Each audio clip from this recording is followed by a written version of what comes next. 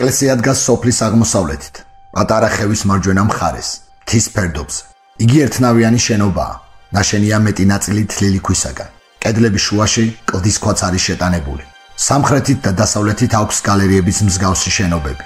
ტაძარი დანგრეულია ყოველ მხარეს.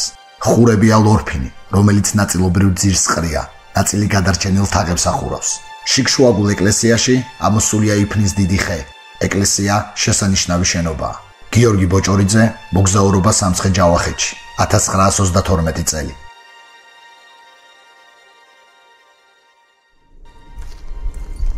მოგესალმებით, მე გახლავართ გიორგი თავაძე, ხოლო თქვენ უყურებთ დაკარგული დიდებული მესხეთის სერიებს. დრო დადგა მომდევნო სიუჟეტისა, სადაც მე ვიმყოფები ქალაქი ასპინძიდან რამოდენიმე კილომეტრის მოშორებით და დღევანდელ სერიაში თქვენ იხილავთ სოფელ დამალის წმინდა გიორგის სახელობის ტაძრის სამწუხაროდ უკვე ნანგრევებს. დანარჩენი უკვე დეტალურად ამ ძეგლის შესახებ სერიიდან. წავედით. დღევანდელი სიუჟეტის შესავალი, რომელიც თქვენ რამოდენიმე წამის წინ იხილეთ და მოისმინეთ, ჩაწერილია გასული 2024 წლის ოქტომბერში, მაშინ, როდესაც პირველად დავედი ასპინძიდან რამოდენიმე კილომეტრის მოშორებით, სოფელ დამალაში, რათა მომენახულებინა მის უკიდურეს სამხრეთ-აღმოსავლეთით, მთის ფერზე მდგომი ქართული ქრისტიანული ხუროთმოძღვრების ძეგლი. დარბაზული სტილის ერთნავიანი ტაძარი, სამხრეთით მიშენებული ნახევრად ღია გალერიით, რომელიც გახსნილია კაპიტელებზე დაყრდნობილი თაღებით, ამავე სამხრეთის სივრცეში არსებული ეკვდერით ანუ საძვალით, ჩრდილოეთიდან მიშენებული მცირე სივრცის მქონე ოთახით და დასავლეთიდან მიდგმული გალერიით, რომელშიც ამოღებული იყო მთავარი შესასვლელი კარიბჭე, წარმოადგენს მესხური ხუროთმოძღვრების იმ ნიმუშს, რომელიც მიუხედავად მისი, როგორც ძეგლის სავალალო მდგომარეობისა, მაინც მიგვანიშნებს, რომ ერთ დროს იგი განსხვავებულ საუცხოო და დიდებულ სანახაობას წარმოადგენდა. თავდაპირველად სანამ უშუალოდ სამლოცველოზე და მის გარშემო არსებულ სხვადასხვა ნაგებობათა ნანგრევებზე დავიწყებდე საუბარს, უნდა შევეხო მის დასახელებასა და იმ სოფელს, რომლის სიახლოვესაც ეს უკანასკნელია გაშენებული. უფრო კონკრეტულად რომ გითხრათ, სერიის პროლოგში წარმოთქმული სოფლის სახელი დამალა და მასთან ახლოს მდებარე ეკლესიის დამალის წმინდა გიორგით მოხსენიებაც არც ერთი არ წარმოადგენს ჭეშმარიტებას. უფრო სწორედ, მართალია ტოპონიმი დამალა დღეს ოფიციალურად დამკვიდრებული სახელია ამალაგისათვის, მაგრამ ეს ტერმინი არსებობას იწყებს 1828 წლიდან. ანუ მას შემდეგ, რაც აქ რუსეთის იმპერიის მიერ არზრუმიდან ხდება სომეხი ხალხის ჩამოსახლება. ასევე ახალმოსახლეები სოფლის მოშორებით არსებულ სალოცავის მოხსენიებას წმინდა გიორგის სახელით იწყებენ. თუ გადავხედავთ წიგნს სახელწოდებით მესხეთის ტოპონიმთა სტრუქტურისა და ისტორიისათვის, რომელიც ქართველ ენათმეცნიერს მერაბ ბერიძეს ეკუთვნის, ვნახავთ, რომ ავტორი ჩამოსახლებულ არზრუმელ სომეხთა სამეტყველო ენიდან გამომდინარე, ქართულში არსებული მკვეთრი ტ ასობგერის წარმოთქმას მათთვის გარკვეულ სირთულედ მიიჩნევს. რაც შემდგომად ამ ადამიანების მხრიდან იწვევს ძველი ტოპონიმი ტამალის ან ტამალიას შეცვლას დამალით. მაგრამ აქვე უნდა ითქვას ისიც, რომ სახელწოდება დამალა აქ ჯერ კიდევ სომხების შემოსვლამდე თითქმის 2 საუკუნით ადრე, 1595 წლისათვის დამკვიდრდა. ანუ იმ დროიდან, როცა სრულიად მესხეთს დაეპატრონა ოსმალეთის იმპერია. თურქებს გურჯისტანის ვილაიეთის დიდ დავთარში სოფელი შეტანილი აქვთ დამალას სახელით, სადაც ჯერ კიდევ ცხოვრობს 5 ქართული ქრისტიანული ოჯახი. ასე ამგვარად, დამალა გამოდის ტამალას თურქიზირებული ფორმა, რომელიც შემდგომში კიდევ უფრო დამკვიდრდა აქ ჩამოსახლებულ სომეხთა მიერ, რაც გამოწვეული იყო მოსულთა მშობლიური ენის სპეციფიკიდან გამომდინარე. მაგრამ აქვე აუცილებლად გეტყვით იმასაც, რომ ადგილობრივ მესხებსა და ჯავახებში დღემდე არაერთი ლეგენდაა შემონახული, რომლის თანახმადაც სოფლის დასახელება დამალაა. მაგალითად არსებობს ერთი ასეთი ამბავი, რის მიხედვითაც უშუალოდ ასპინძის ბრძოლის წინ მეფე ერეკლეს ჯარის ნაწილი, რომელსაც სარდლობდა გიორგი ბატონიშვილი, თათრებთან შეტაკებამდე აქ გადაუმალია, რის შემდეგაც აქაურობას დარქმევია დამალა. მიუხედავად ლამაზი ისტორიისა, ეს ამბავი ვერ იქნება რეალური, რადგან როგორც უკვე ზევით გითხარით, ასპინძის ომიდან თითქმის 2 საუკუნით ადრე ოსმალებს გურჯისტანის ვილაიეთის დიდ დავთარში სოფელი უკვე შეტანილი აქვთ დამალას სახელით. რაც შეეხება ტაძარს, რომელსაც დღეს წმინდა გიორგის სახელით მოიხსენიებენ, წინათ იგი უნდა ყოფილიყო ჩრდილის მთავარ ანგელოზის სახელობის. და თუ დავაკვირდებით იმ შენობათა თითქმის საძირკვლამდე დანგრეულ კედლებს, რომლებიც აქ დღეს კიდევ შეიმჩნევა, ეს მიგვითითებს იმაზე, რომ მთავარ ანგელოზის სახელობის ეკლესია წარმოადგენდა იმ მონასტრის მთავარ სამლოცველოს, რომელიც მესხეთში ავბედითი პერიოდის დადგომამდე იქნებოდა გაშენებული. ჩვენ და სამწუხაროდ დღემდე მოღწეულ ისტორიულ წყაროთაგან არც ერთში არ მოიპოვება რაიმე ცნობა ამალაგზე არსებული მონასტრის შესახებ. ის რომ სამლოცველო მთავარანგელოზის სახელზე იყო დაკურთხი და მას ჩრდილის მთავარანგელოზის სახელითაც მოიხსენიებდნენ, ეს ჩვენამდე ზეპირი გადმოცემით არის მოღწეული. ეს უკანასკნელი ერთის მხრივ მიგვითითებს იმაზეც, რომ ამალაგს არათუ ტამალას მიაკუთვნებდნენ, არამედ ჩრდილის სახელით მოიხსენიებდნენ. გასული საუკუნის 70-იან წლებში ტაძარში ჩატარდა განწმენდითი და გარკვეული სახის გამაგრებითი სამუშაოები. ამის პარალელურად განხორციელებული იქნა არქეოლოგიური ექსპედიცია, რომლის შედეგადაც აღმოჩენილი მასალა განეკუთვნებოდა მე-11 საუკუნეებს. ასევე ზემოთ ჩამოთვლილი სამეცნიერო პროცესების დროს იქნა გამოვლენილი ორი მნიშვნელოვანი გარემოება. პირველი, რომ აქ დანამდვილებით არსებობდა სამონასტრო ცხოვრება. ხოლო მეორე, ნაგებობათა კედლებზე მასიურად ნაპოვნი მურის კვალი, რომელიც პირდაპირ მიუთითებს აქ მასშტაბურ ხანძარზე. უფრო ზუსტად რომ გითხრათ, ძეგლზე მომუშავე ქართველმა მეცნიერებმა პირდაპირ დადეს დასკვნა, რომ მე-11 საუკუნის მეორე ნახევრისათვის უნდა განხორციელებულიყო მთავარანგელოზის სახელობის ტაძრისა და მის გარშემო გაშენებული მონასტრის როგორც ნგრევის, ასევე გადაწვის პროცესები. ხოლო შემდგომად აქ ქრისტიანული სამანე აღარასოდეს აღმდგარა, რაზეც მეტყველებს საძირკვლამდე დანგრეულ ნაგებობათა კვალი. ხოლო უშუალოდ ეკლესია ხელახლა აღუდგენიათ. იქიდან გამომდინარე, რომ ამ ძეგლის წარსულზე, მასში მოღვაწე და ამავდროულად მასთან დაკავშირებულ პიროვნებებზე არავითარი ისტორიული ცნობები არ გაგვაჩნია, შევეცდები დღევანდელი სიუჟეტი თქვენთან ერთად განვავრცო იმ კუთხით, თუ კონკრეტულად რა დროს და რომელმა მომხდურმა მტერმა შეძლო ჩაესვენებინა მზე ჩრდილის მთავარანგელოზის სახელობის მონასტრისათვის. იმისათვის, რომ ასეთი ტიპის თეორიული მსჯელობა მეტნაკლებად სწორედ წარმართოთ, მთავარ ამოსავალ წერტილად უნდა მივიჩნიოთ 1979 წელს აქ მომუშავე მეცნიერთა მიერ დადებული დასკვნა, რომლის თანახმადაც აოხრებისა და გადაწვის პროცესები ამალაგზე უნდა განხორციელებულიყო მე-11 საუკუნის მეორე ნახევრიდან. ასე ამგვარად გადავინაცვლოთ ამ ეპოქაში და გადავხედოთ ჩვენი ქვეყნის გარშემო არსებულ პოლიტიკურ ვითარებას.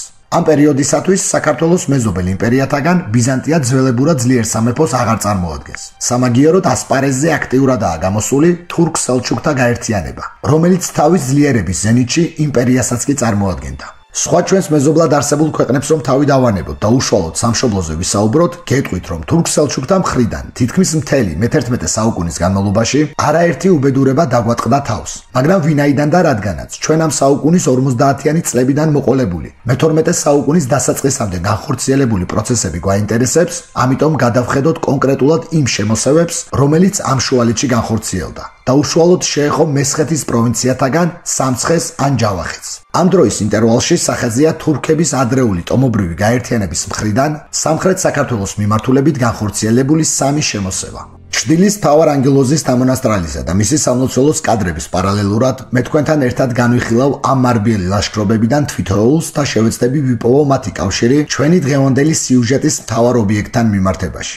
პირველი შემოსევა, რომელიც თურქ-სელჩუკთა მხრიდან მე-11 საუკუნის მეორე ნახევარში განხორციელდა, თარიღდება 1053 წლით. ეს გახლავთ თავდასხმა, რომელსაც უშუალოდ მეთაურობდა სელჩუკთა პირველი სულთანი თორღულ ბეგი და რომელიც მხოლოდ სამცხის მიწაზე იქნა განხორციელებული. ყურადსაღებია ის ფაქტიც, რომ ამ ლაშქრობაზე ჩვენამდე მოღწეული ისტორიული ცნობებიდან არც ქართული, არც სომხური, არც არაბული და მათ შორის არც სირიული წყაროები არ საუბრობენ. ერთადერთი რისი საშუალებითაც ვიგებთ ამ უბედით მოვლენაზე, გახლავთ ბიზანტიის საიმპერატორო კარის მემატიანის ჩანაწერები, რომლის მიხედვითაც ასევე ცნობილი ხდება მოტივი, რის საფუძველზეც თურქ-სელჩუკთა ლაშქარი მათივე სულთნის, თორღულ ბეგის მეთაურობით შემოვიდა სამცხეში. ამ უკანასკნელის თანახმად, სულთანი დაედევნა განდგომილ და მის წინააღმდეგ აჯანყებულ ძმას იბრაჰიმ ინალსა და მის მოკავშირე ყუთლუ მიშს.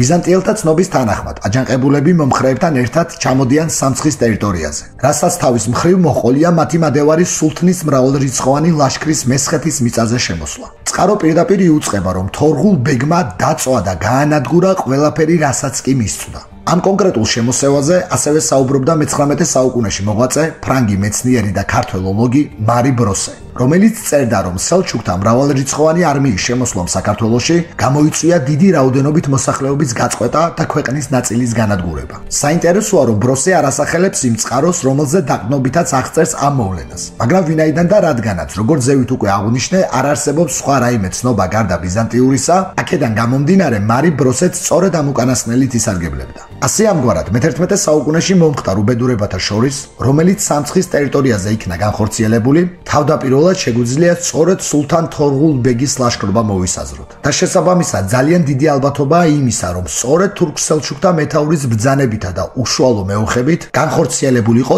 ტამალას სამხრეთ-აღმოსავლეთით მდებარე მთავარ ანგელოზის სახელობის ტაძრისა და მის გარშემო არსებული მონასტრის გადაწვა გავერანება.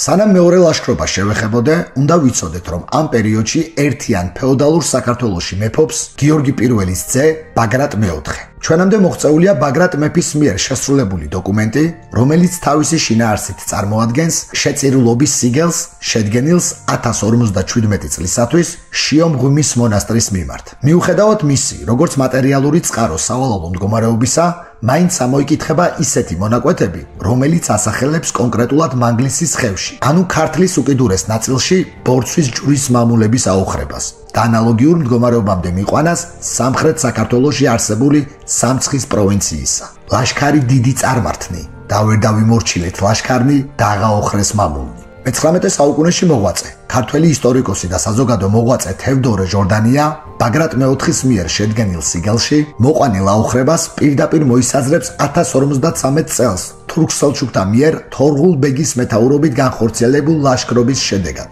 გადავიდეთ შემდეგ შემოსევაზე, რომლის მთავარ მოქმედ პირებს კვლავ ჩვენი ქვეყნის მეზობლად გაბატონებული სელჩუკები წარმოადგენენ. თქვათ და ტამალის მახლობლად არსებული მონასტერიცა და მასში მოღვაწე საძმოც გადაურჩა 1053 წლის მოვლენებს. მაშინ მისი გავერანება და დაცემა უკვე უნდა უკავშირდებოდეს ისეთ პიროვნებას, როგორიც იყო ვინმე ალფ არსლანი. იგი გახლდათ თურქ-სელჩუკთა იმპერიის რიგით მეორე სულთანი, რომელმაც 1063-1064 წლებში ილაშქრა ჩვენს მიწაზე. ამ მოვლენაზე დღემდე მოღწეული არაერთი საისტორიო წყარო საუბრობს და ყველა მოისაზრებს მას როგორც დამანგრევალ ქმედებად, რომლის შედეგადაც ჯავახეთის ერთ-ერთი ცენტრი, ახალქალაქი და მისი მიმდებარე ტერიტორიები ძლიერად აოხრდა.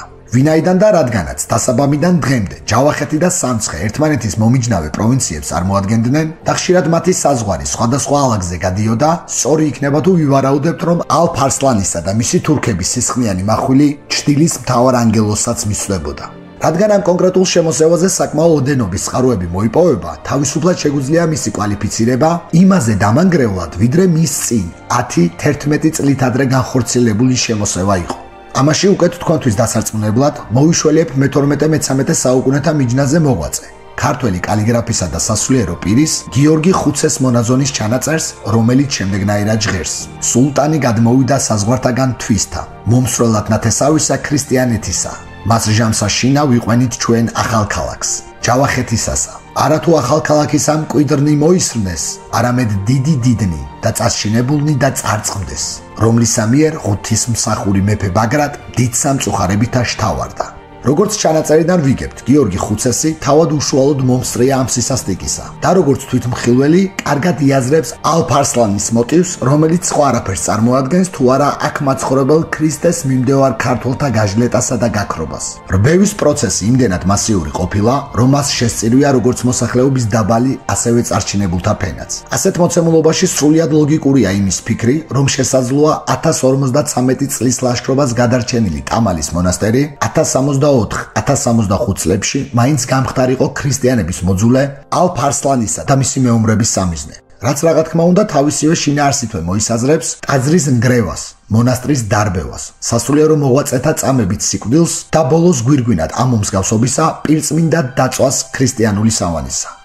თქვათ ვცდებით და ლავრა სასწაულებრივად გადაურჩა როგორც თორღულ ბეგს, ისე ალფ არსლანს. მაშინ მისი მზის ჩამსვენებელი უნდა გამხდარიყო 1080 წლიდან დაწყებული ჭირი ჩვენი ქვეყნისათვის, რომელიც დიდი თურქობის სახელით არის ცნობილი. ეს უკანასკნელი როგორც მოვლენა გამორჩეული იყო იმით, რომ თუ აქამდე თურქ-სელჩუკები ძირითადად სამხრეთ საქართველოს აუხრებდნენ, მე-11 საუკუნის 80-იანი წლებიდან უკვე იწყებენ მესხეთთან ერთად სრულიად მთელი საქართველოს დარბევას. მტაცებელი მხეცის მოძალებული ჟინით ავსილი თურქები ცდილობენ რაც შეიძლება მეტი ზიანი მიაყენონ როგორც ქვეყანას, ასევე მასში მაცხოვრებელ ხალხს. რადგან ჩვენ დღევანდელ სერიაში მესხეთის ქრისტიანულ ძეგლთაგან ერთ-ერთზე გვაქვს საუბარი, ამიტომ დიდ თურქობას როგორც უმძიმეს სასჯელს ქვეყნისას, ისევ სამცხეში განხორციელებული სისასტიკის მიხედვით დაგიხასიათებთ, რომელიც კარგად აქვს ჩაწერილი ჩემს მიერ უკვე სიუჟეტის განმავლობაში ხსენებულ და მოყვანილ გიორგი ხუცეს მონაზონს.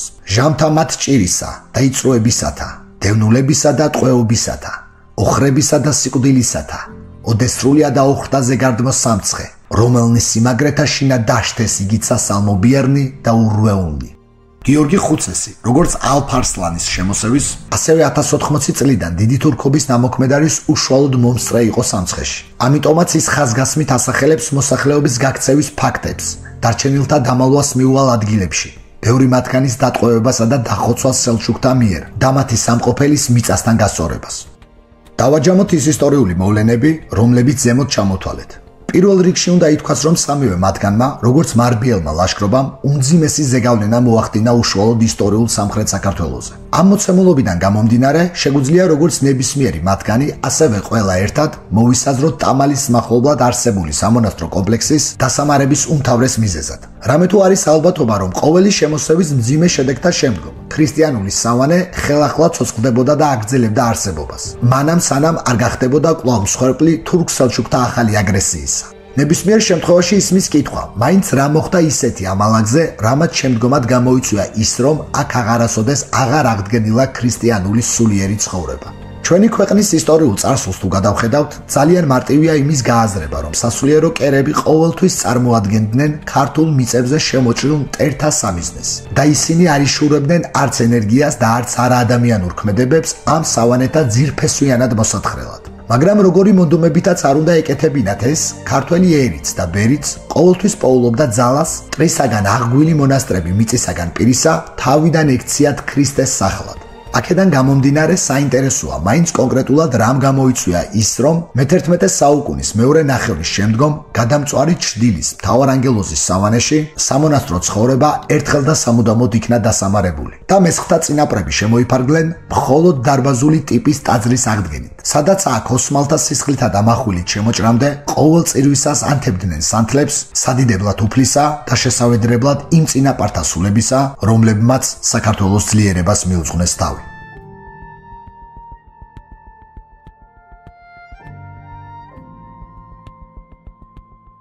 ევანდელი სერიას დასასრულს მივახლოვდა და ტრადიციულად გეტყვით იმას, რომ ვისაც მოგწონთ ჩემს მიერ შემოთავაზებული სიუჟეტები და დღემდე არ გაქვთ არხი გამოწერილი, გამოიწერეთ და ერთად უყუროთ დაკარგული დიდებული მესხეთის სერიებს. დროებით.